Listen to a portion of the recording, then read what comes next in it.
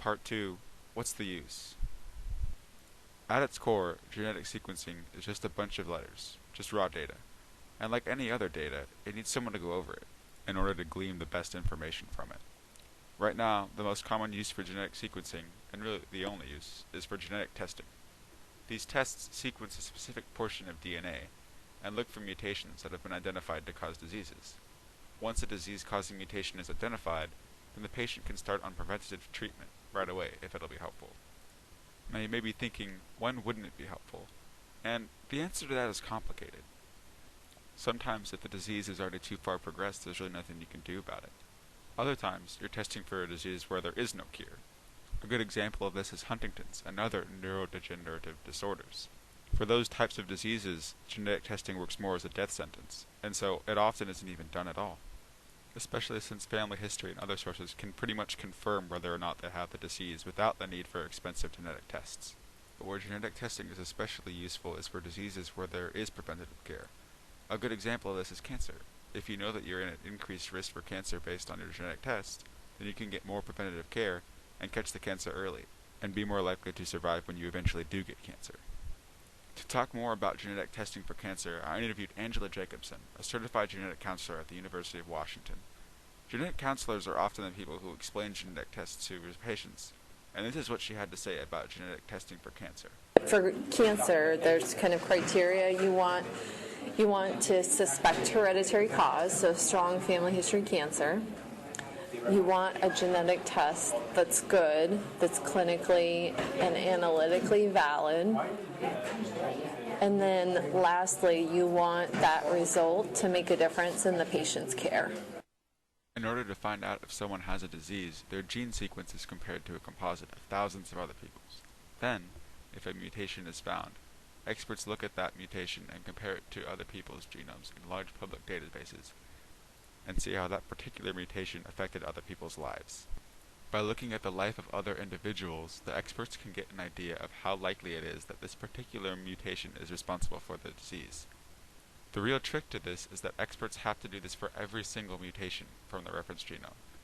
And these mutations can really stack up, because on average, every 1 in 1,000 nucleotides is different. So if you're referencing an entire chromosome, there can be thousands, if not tens of thousands of differences that need to be gone over individually by an expert. Some of these are simple differences called polymorphisms that make us unique and don't impact us at all. The other two types have to be inspected by experts in order to determine whether they are a disease-causing mutation or a mutation whose effect is unknown, called a variance of uncertainty. Going through all these takes a long time and is very costly. In fact, it's usually the interpretation that is the most costly part of getting a genetic test done. So even as the cost to actually perform the sequencing goes down, the interpretation costs will remain at relatively the same high level.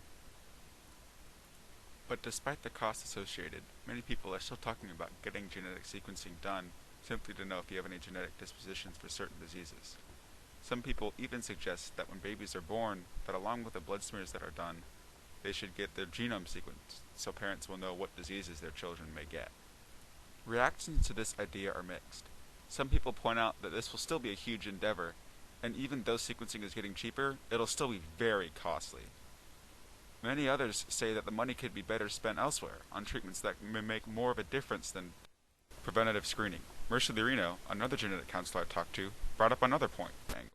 Now, my question is, what's the utility of doing it when babies are born? Because some of the conditions that might come up that have mutations are not till adult onset conditions, that you're not really doing anything before someone's age 18 or 20. Even for colon cancer risk, for Lynch syndrome, you're not beginning to screen them for colonoscopies under age 25. Like, they could really wait until they're 18 and older to pursue the genetic testing. And as another note, new genes are being identified as disease-causing every day. 20 years ago, scientists knew virtually nothing about what genes caused which diseases.